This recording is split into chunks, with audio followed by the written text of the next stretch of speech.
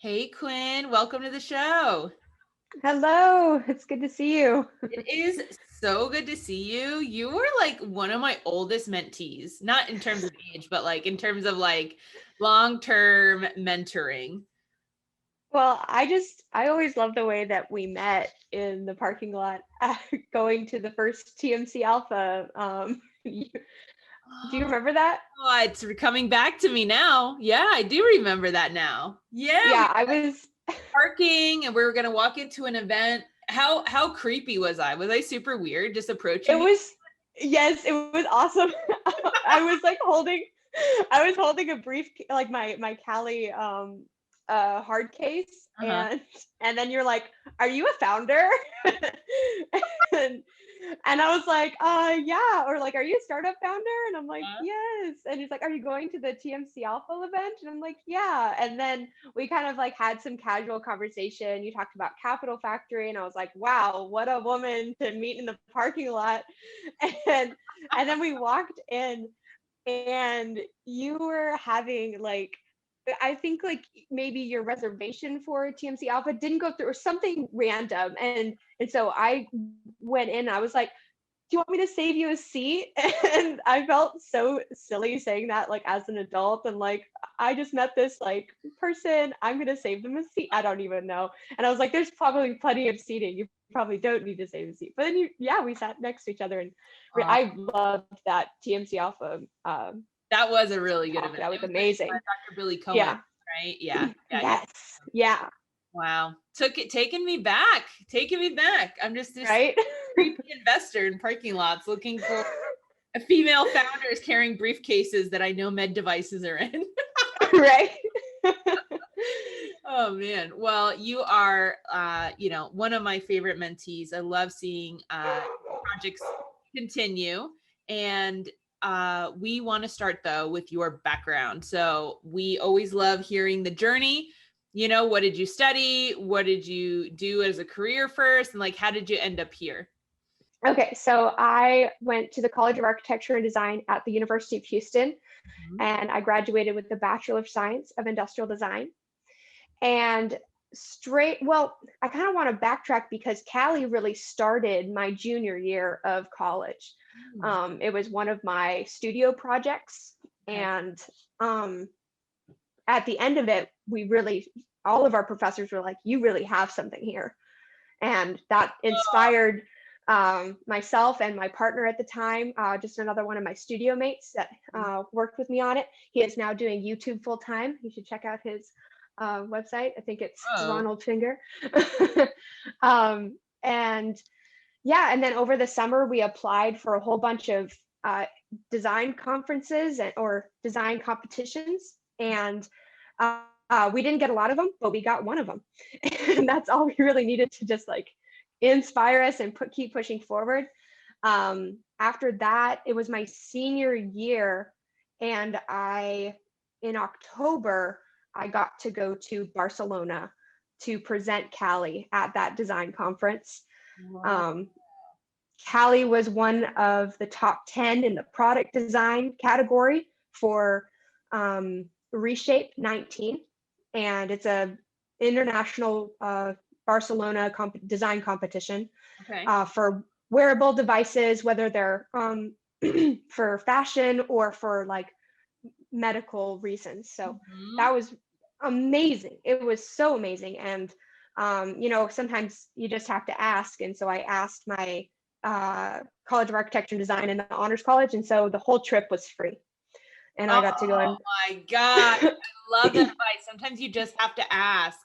I yes, love that. I ask all the time of all the things because many times you can go, right? Get into yes. conferences for free if you just ask. Like I in college went on a trip to Belize for a tropical marine ecology course. So I went to Belize for 2 weeks and did coral reef research. I don't come from money. I could have never afforded that. But I asked the Yeah. professor, like, are there scholarships? And she was like, you know what? There is a scholarship. Here's money. And I was like, oh, awesome. You just That's so amazing. yeah. Exactly.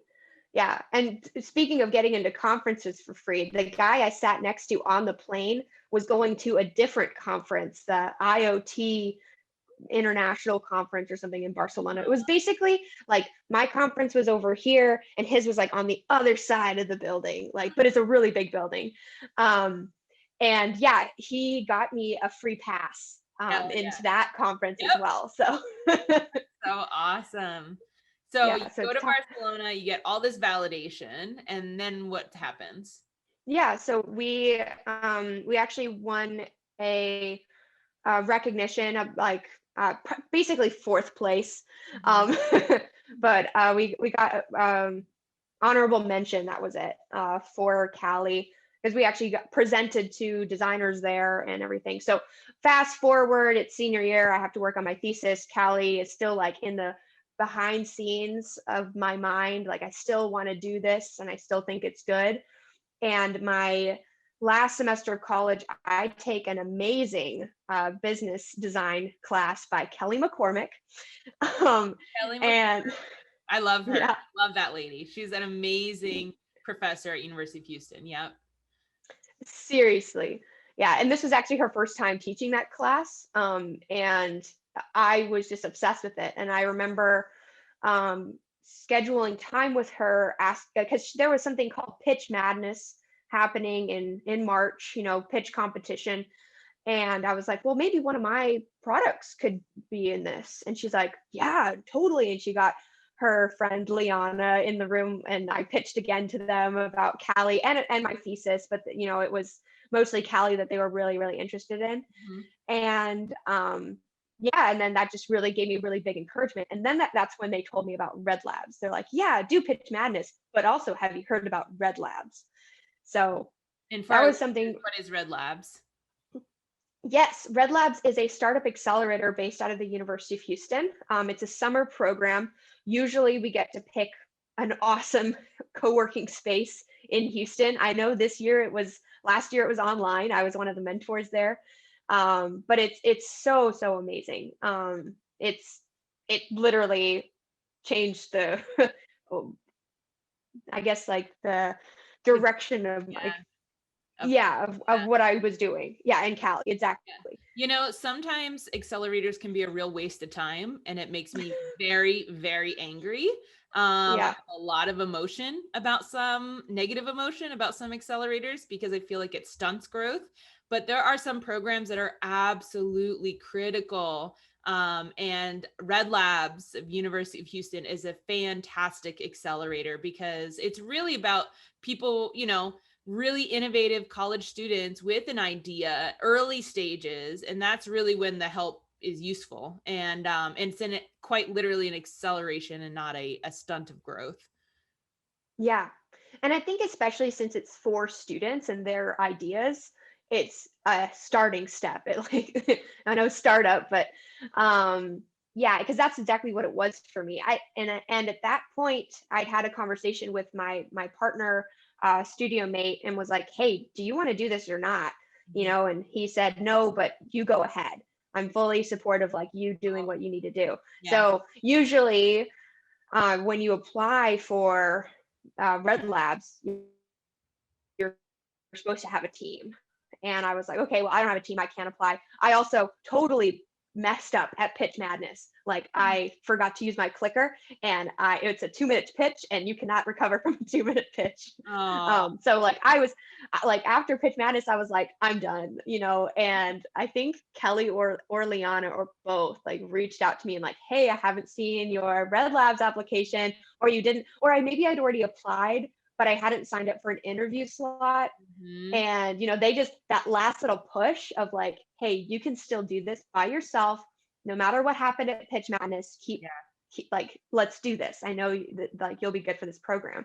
So yeah, I did that, and the interview went really, really well. It was awesome to see Stephen Wilbur again. He was one of the speakers in my class from Kelly, and he's one of the main people that helps run Red Labs as well. So he was in that interview, and I just got to know him, and he learned more about my company. I got some really good feedback from him already, like off the bat. Yeah, and then and then the summer starts. I graduate and I don't breathe, I think I graduated, and then it was my best friend's wedding, and I missed like the Red Labs awesome introduction day because it was the same day as the wedding. So like that kind of sucked because I was like, oh man, but also beautiful wedding, maid of honor, need to be there. Um, and then the next week I was like, let's go, and started that accelerator and started showing up to all the classes and just loving it. And also loving being downtown Houston and why am I forgetting the name of that place? Station Houston. Station Houston, thank you. Yeah. Oh man, that was like a dream. I was wearing, I was dressing up and feeling like, because I don't dress up for working at a wood and metal shop, really. I wear a polo and jeans. So I mean, it was just such a fun, amazing summer and very educational summer. I feel like I worked really hard. And the thing I always say about Red Labs is I literally pretended to be a CEO and founder of a company for a summer, and I came out a CEO and founder of a company. Make it till you make it is absolutely real. I remember my first company, people were like, oh, are you going to found this company? You're going to start this company? I'm like, well, I'm a scientist. Like, I'm not a business person. I don't know if I'm a founder. Yes. I think I'm a really good co-founder. I'm a good, and people are like, what are you talking about? Like, you're smoking crack because you are a founder. And I can't even, looking back, I'm like, oh my gosh, I can't even believe how long of a time I was actually insecure about whether or not I was a leader or not. And it's like, obviously, but it wasn't until I started faking it. And then I was like, oh my God, actually, I'm not really faking anything. This is totally who I am. Yeah, exactly. That was just so crazy. And then another, meeting with you at the Bayou Startup Showcase, you made both me and my mom cry when you gave us the golden ticket to the Capital Factory. So for our listeners who don't know, I was working at Accelerator Venture Fund Capital Factory, and we have these golden tickets. It's like 3 months of free mentoring. And so I gave Quinn, the founder of Cali, a ticket in front of her mom, and they cried. And I felt like the most influential woman in the world. I'm changing lives. I'm giving away golden tickets. So special. And what I'm hearing a lot in your story is like so many times it sounds like a lot of women in particular, were reaching down and saying, hey, Quinn, come over here. Over here. And like, that is like totally my mission today, is to do that to others, because I know it was done for me too. And a lot of times that's all we need is that email. Hey, I haven't heard from you. Like, really interested still. Like, and we don't know what kind of dark place that founder could be in, potential founder, right? Could be in. Mm-hmm. And that email, that text, that like conversation in the parking lot could be the thing that makes them be like, damn, maybe I got this, Yes. Awesome. Well, let's get into what is Cali Balance. So what is it? Yeah. So Cali is a medical device company, and we help people that suffer from vertigo complete therapeutic maneuvers that help alleviate their symptoms. What is vertigo? Yes. So vertigo is, so vertigo is the widely known term, but what we help with specifically is BPPV, which is benign paroxysmal positional vertigo. And I don't have to get into too much like nitty gritty there. Maybe I'll get into a little bit of the science. So a lot of people know what vertigo is, and it's an immense dizziness. And you're basically completely debilitated from doing anything. And I'll kind of talk about like the symptoms of this. If you can imagine, you just came off a roller coaster. Some people get vertigo because of heights and that kind of stuff, and roller coasters and those kinds of spinning rides. But other people actually just get it on a daily basis because of an inner ear issue. Okay. And That's what BPPV is? Yes. So it's actually like an invisible disease, because Oh, like you can get as many MRIs and it'll never show up. Like you can't, really? So then how's it yeah. diagnosed? So that's actually one of the biggest issues is that it's if your doctor doesn't know about BPPV, it's really hard to diagnose. Oh, Um, and I can talk about this with actually one of my friends at work. Um, she came up to my desk one day and she told me about her lightheadedness, and then she started describing BPPV, and I was just like eye-awed, like wide-eared listening to her, um, trying not to interrupt her, being like, I have a company about this. But so I just like listened to her whole story, and I've got to talk to her a bit more about it today. But you go to your primary care physician, or maybe you go to emergency care, you have dizziness, they might think you're having a stroke. mm, Um, they might think that you're having a heart attack. There's all these different things. They'll make you do all these really expensive tests. uh-huh. This happened to another friend of mine. And and then at the end they're like, we don't really know what you have. Or maybe they say, like in Elizabeth's case, they say, you have vertigo, here's some steroids, go Steroid. home. Okay. You're So laughing. So steroids is probably not the right treatment for BPPV. no, like it's Okay. just it's just drugs. It's a sedative. It's just like, oh, here's how you can feel numb and maybe feel better, but once the steroids wear off, you're not gonna feel better, you Yeah. know. Well, let's talk So about the biology of it then. So it's not something yes. you look on an MRI. It kind of manifests in like a dizziness, lightheadedness thing. So what the heck is happening? And you're saying steroids can't fix it. So what the heck is happening? Yeah, so BPPV is an inner ear issue, and there's and this I'll say it in a couple different ways, but it's calcium carbonate buildup in your ears, and everyone has it, and it's usually like set in place. But as you get older, or if you get a concussion, or if something is happening in your ear, in your inner ear, there's a lot of different reasons for it. Those calcium carbonate crystals can actually get displaced in your inner ear. Uh-huh. And then they start to make their way into the semicircular canals. And let's say that you move your head at a kind of quick angle, like, Mm-hmm. or you're bending down, you're gardening and you're bending down to Yeah. garden, and you lift your head up suddenly. Yeah. Then you start to experience vertigo because the crystals start to actually brush against little hairs in your semicircular canals. And that's what causes immense dizziness and complete debilitation. Oh my gosh. So what I hear you saying is that we have calcium crystallized in our ears. Normal. It's there. It's usually sedentary, it just sits there. Something happens, aging, concussions. I hope we get into some more effects of how it gets dislodged. But essentially you move around and it's like a little ski balls in your ears, and they hit the inner ear hair, which is Yeah. what is actually sensing balance. Oh, Yes. so you quite literally do. It's like as if you really are upside down on a roller coaster because Yeah. like your body doesn't know any different, right? Exactly. You Oh, can't walk, you can't you can't even sit down without falling to the side, yeah. and if you're laying down, you feel like you're flying, you get no relief, you Wow. know. So here now I'm gonna share. My mom had a season of vertigo, and this poor woman, she called me. She said, "Oh my God, Britt, I just laid in bed and I am crying because I'm pretty sure I thought a stroke."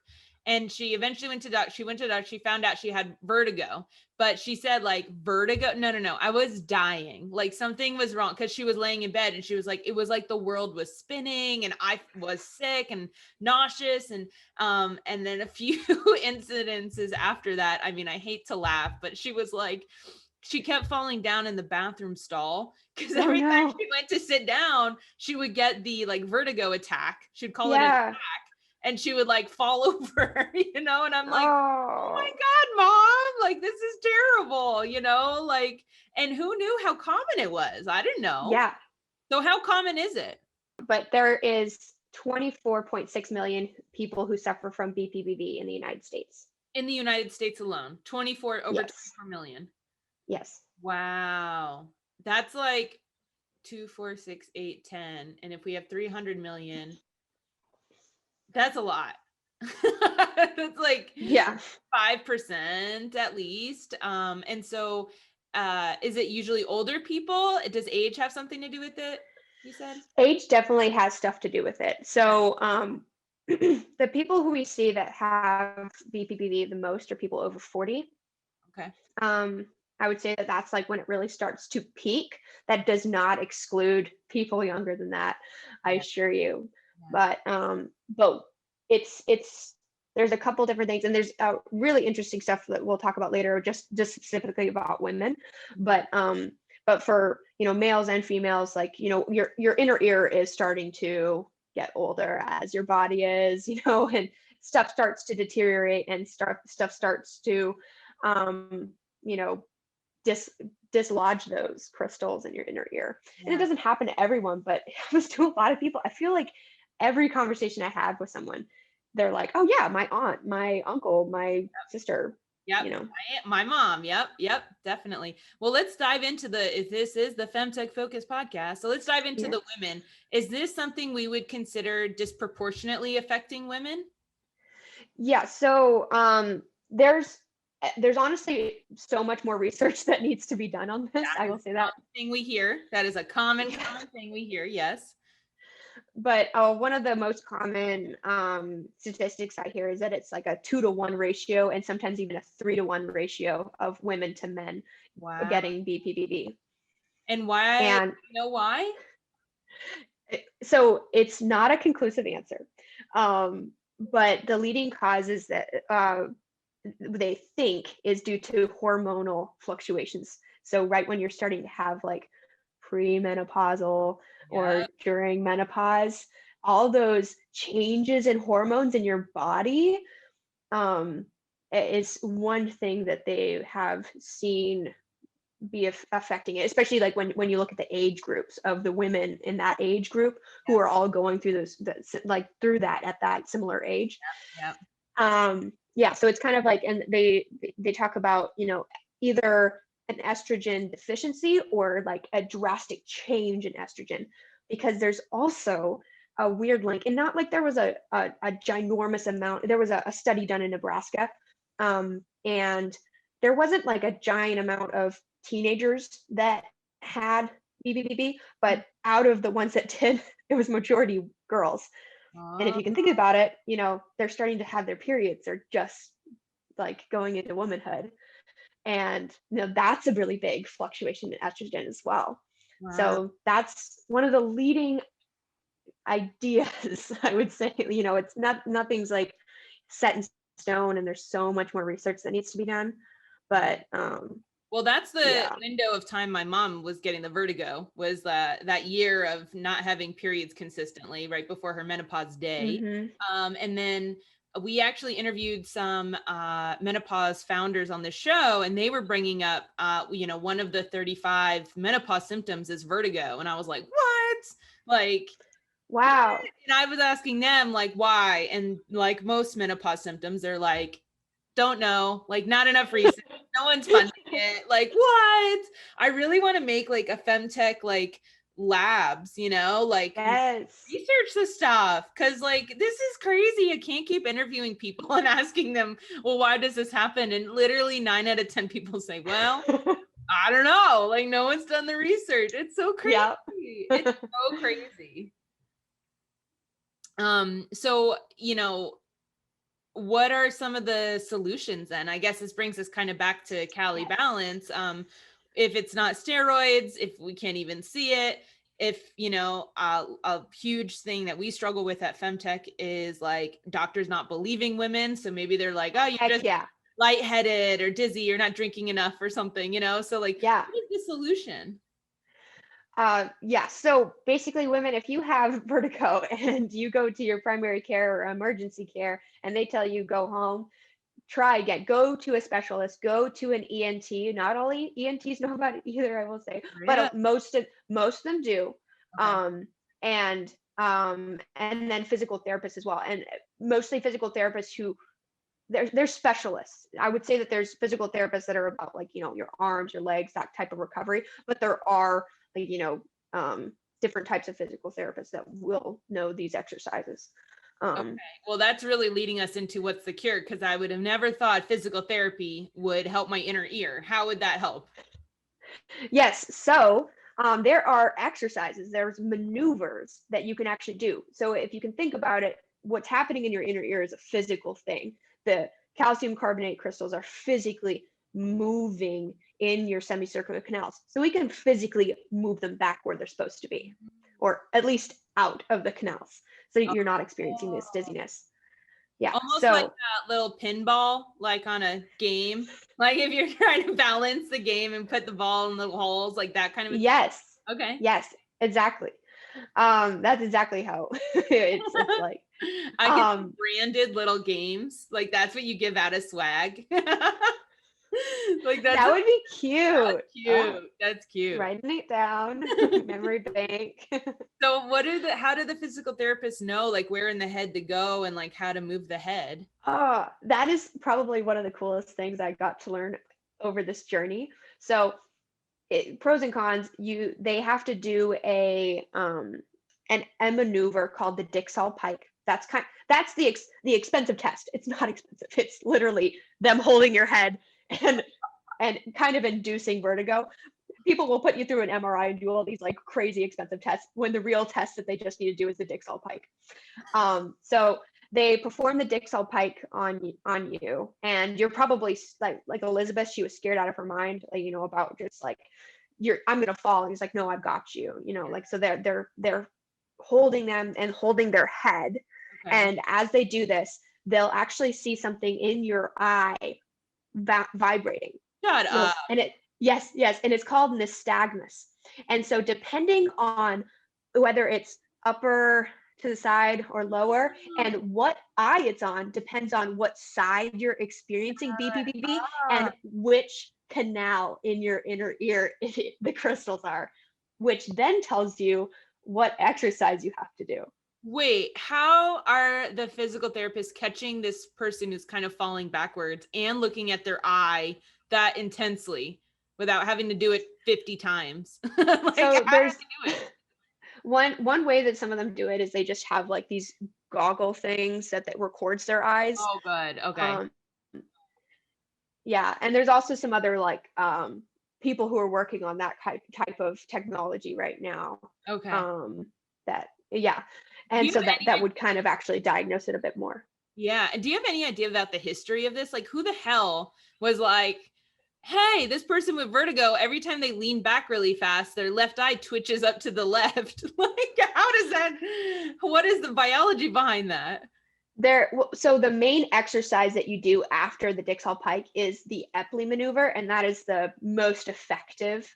It's, I feel like it's 80 to like somewhere in the mid 90% effective. Okay. And it's called the Epley maneuver, and there is a Dr. Epley that came up with it, and I think that he's one of the founders of that technique. Wow. And there's a lot of different maneuvers as well. So, but that would be I should look into that a bit more about that history. I think I looked into it a while back, but yeah, usually investors don't ask you about the history. I'm just a weirdo podcast host who asks all these questions about founders. They're like, honestly, I've never thought about that. But do you know anything about the biology? Like, why would your eye twitch in a certain direction based on a deposit in your ear? Oh, that's a great question. Yeah, I don't. But I'm definitely going to ask one of my ENT friends. Definitely do that. And Quinn, honestly, I would not be surprised if they say, we don't know, but it works. Because that's just how FemTech usually works. So, all right. So they do this test where they kind of jolt the person backwards. They watch their eye flicker, and then they have to do what? What's the treatment? Now they found out maybe it's in the left ear. It's in a certain canal. How do they treat it? Yeah, so they're probably going to start with the Epley maneuver. Mm-hmm. And they're going to there's two Epley maneuvers. There's one on your left side, there's one on your right side. And then they will perform the Epley maneuver. So it's mostly done like you're sitting up and you have to be brought down, and then your head has to be at certain angles for certain amounts of time. And like you have to be at those specific set angles. So, and the physical therapist, there's a lot of videos online. You'll see them holding the person's head, you know, because at this point they're still dizzy. How can you expect them to keep their head at that right correct angle? Yeah. So for our listeners who are not watching the video recording of this, we essentially yoga for your neck, where you're like, you know, left ear to left shoulder, right ear to right shoulder, and then back a little bit, and then forward a little bit, but much more scientific. Yeah, and then add like twitching, like it's not that easy. I know. But like add like turn your head 45 degrees. And I'm like, wait a second, what is 45 degrees? You know? Yeah. And so these little tilts help get the calcium deposit back in the right spot. Does it usually cure vertigo, or is this something that like you know, disproportionately women have to deal with like forever and like continue to go back? So it's really, really different for every single person. But there is a recurrence rate of BPPV, which is really unfortunate. But it's like, let me see where it says that. Yeah, 20 to 30 to even 50% of people who have experienced BPPV will experience it again. Wow. And so one of the things that a physical therapist or an ENT might suggest to their patient is, hey, here, I've helped you today, but over the next couple days, I want you to do this 3 times a day. And they give them that type of like prescription. So now imagine this person who is dizzy having to go home and do these exercises by themselves. And I will tell you, there are so many resources online, free resources. But if you can also imagine, like when you're doing yoga online, like you're looking up at the screen every 5 seconds to see what they're doing. Yeah. These exercises are about keeping your head at a specific angle for a certain amount of time. So it doesn't even make sense to watch a YouTube video because it's about like not looking up or like staying still. Yeah. Oh, it's counterproductive. Okay. Yeah. So and I will not, I can tell you that some people are going to be able to do it correctly at home, you know, but like, what about all the other people who can't? Yeah. Or who are too scared to do it by themselves. And that's where Cali Balance comes in. That is exactly where Cali Balance comes in. So Cali Balance is, so Cali Balance is a wearable device that tracks the angle of your head and lets you know when you're in the right position and when you're in the wrong position using haptic feedback. And it also talks you through the exercises. So last time I saw it was like this really cool little like half head band, like really big headphones, you know, like in today's world, big headphones, right? Because we have like these little, you can't see, but you know, the headphones I grew up with, but it's on the back of your head and it kind of buzzes when you move your head in a certain angle. So is it still looking like that today? That is our first prototype, but we are currently working on our second prototype. We're going to be able to slim it down and make a lot of really cool upgrades to it. So, oh my gosh, so cool. What would be like, if you were able to wave a magic wand and get like funding for vertigo, like what's your number one like research question you wish that they would look into first? Oh, what a wonderful question. More information about all of the people who are suffering from this. You know, because I have a sliver, and it's so hard to actually come up with that number because there are so many different sources that say so many different things. And it's a real struggle to actually get a good statistic. And they've been evolving. Like, you know, it's been evolving over the past couple of years. Like you'll see if you watch my BioStartup showcase, I think my amount of people has changed, you know, because it's growing. 2, because my statistics are changing and I'm getting less or more information that isn't like directly aligned. So I want more research done on how many people are really affected by this. start in the United States, and how many people are living with this undiagnosed. I mean, it's not Mm-hmm. almost about just research, but it's about like education. Mm-hmm. I at someday I want it BPPV to be as well known as a concussion. You go to the emergency care, and you're like, okay, this person is dizzy. Do they have a concussion? They have a list of questions to say, like, are you concussed? And then they have a list of questions. Okay, so they don't have a concussion. What do they have?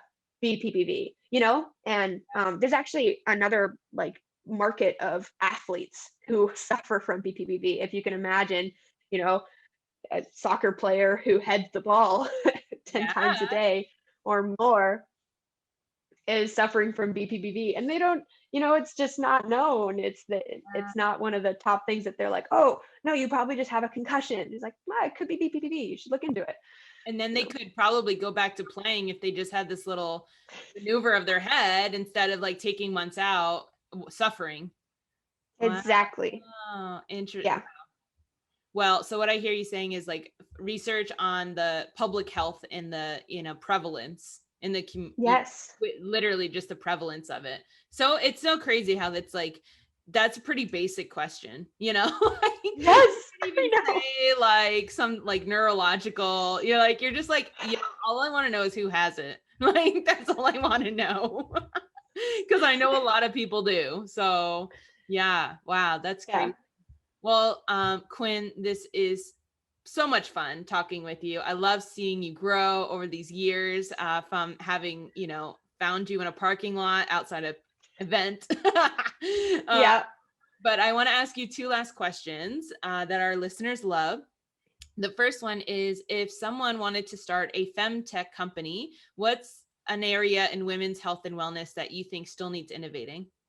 I would say sex education for middle school and high school students. Mm-hmm. So, when I was probably like 11 or 12, I went to a British school, and I got, I got to have that conversation with the nurse. All the girls went to the nurse, and then all the guys went. I don't even know who they talked to. Maybe the PE Yeah. teacher.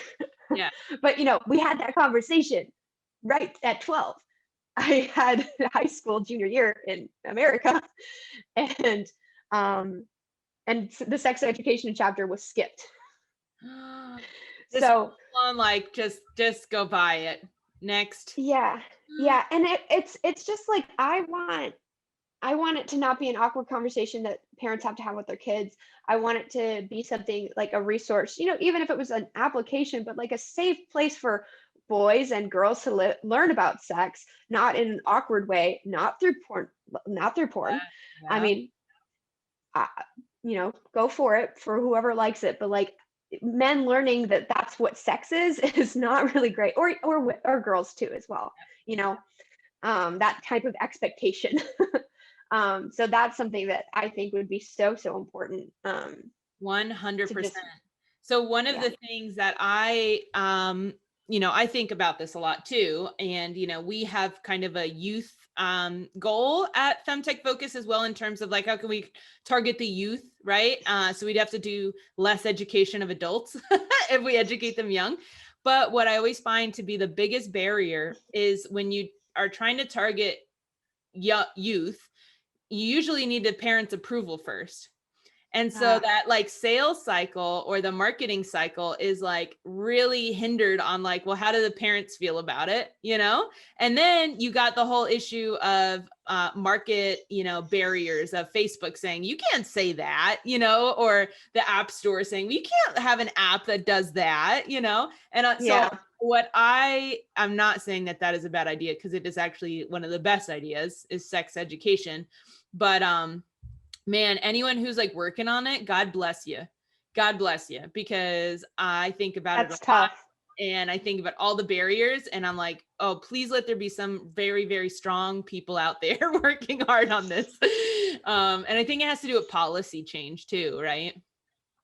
Yeah.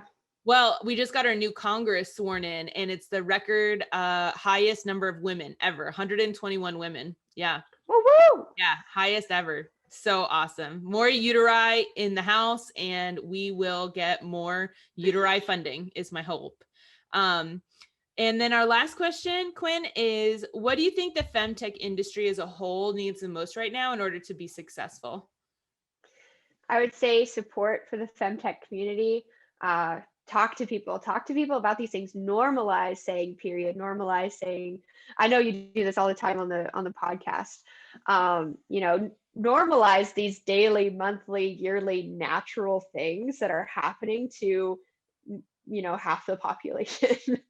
And of course, I feel like I've heard this multiple times, but it's like, investors, open up your ears and be willing to learn about these niche markets that aren't so niche, that you just don't know about. So just be open to learn. So I love that. Normalizing the V word, right? I Mhm. actually just was mentoring another founder today on her pitch deck, and she's making yoga pants that have material that are healthy for your vagina. Nice. So vaginal health priority yoga pants.